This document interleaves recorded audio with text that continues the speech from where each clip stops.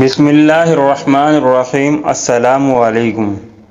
وہ ایک خستہ حال بے ہوش عورت کو لے کر ہسپتال کے ایمرجنسی وارڈ میں داخل ہوا، جس کے ساتھ دو نوعمر بچے بھی تھے۔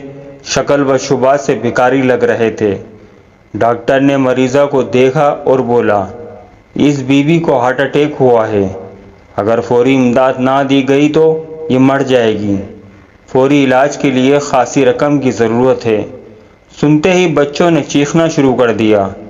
وہ شخص کبھی ڈاکٹر کو دیکھتا، کبھی مریضہ کو اور کبھی بچوں کو۔ کیا لگتی ہیں یہ آپ کی؟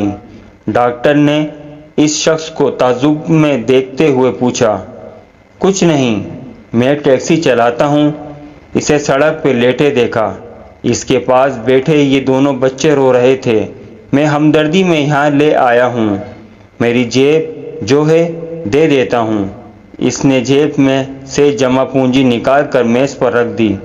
ڈاکٹر نے پیسے کی طرف دیکھا اور مسکراتے ہوئے بولا، بابا جی یہ بہت تھوڑے پیسے ہیں، ڈھیر سارے پیسے چاہیے۔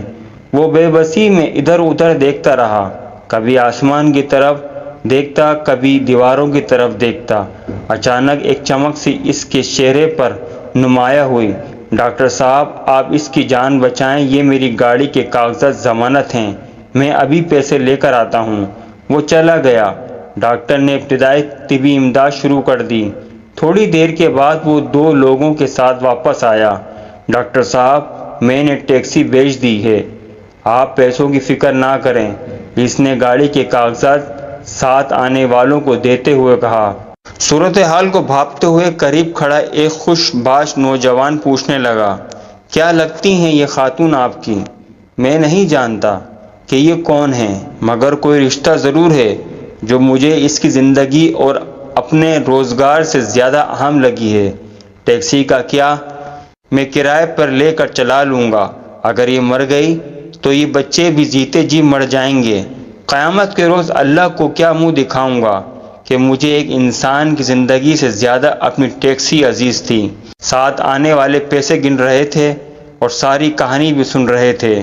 آپ اپنے پیسے واپس رکھیں، اس کی ٹیکسی اسی کے پاس رہنے دیں، علاج کے پیسے میں ادا کرتا ہوں۔ نوجوان بولا، نہیں بابو، سودا ہو گیا ہے، ہم ٹیکسی بھی نہیں لے جا رہے اور پیسے بھی دے رہے ہیں۔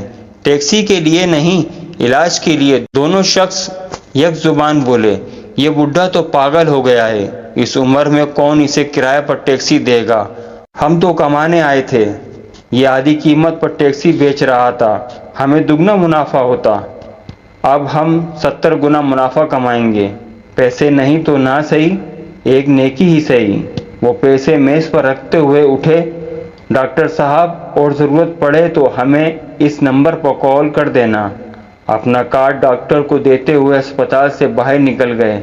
ٹیکسی والا زور و قطار روئے جا رہا تھا، بابو اللہ کو میری ٹیکسی پسند نہیں آئی، پیسے والے نیکی لے گئے، میں غریب پھر بھی خالی ہاتھ رہ گیا۔ اگر ویڈیو اچھی لگی ہو تو پلیز میرے چینل کو سبسکرائب کریں، لائک کریں اور شیئر کریں۔ شکریہ۔